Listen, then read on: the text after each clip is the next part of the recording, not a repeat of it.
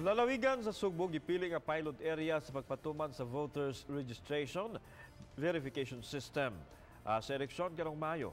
Apan gilagway sa election assistant ni Tambong atol sa mock elections sa miaging Enero 19, makalangan sa eleksyon ang proseso. Siloan ni Rondina sa report. Sugod karong adlaw, nabisi ang mga kawani sa Comelec sa Mandaue City sa pag-andam sa voters book ug sa posted computerized voters list. Ilang gisusi ang anaa sa voters book ug sa posted computerized voters list kung nagkatakdo ba. Amo ra na siya after nasa election na mag-correction. Ano ta kana maginayong spelling sa encoding ba.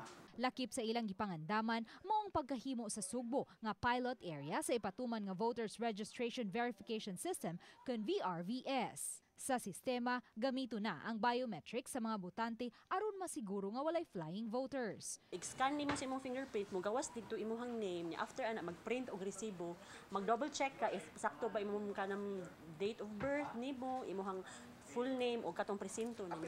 Apan giangko ni Sarah Cristina Riuyan, election assistant sa Comelec Mandaue City, nga mas langan ang proseso tungod kay mudagan man og 5 minutos aron matiwas ang usa ka botante sa pagbotar gamit na ang voters registration verification system. Per voter mo take na gyud siya mga 5 minutes per voter ang process jud sa the whole process.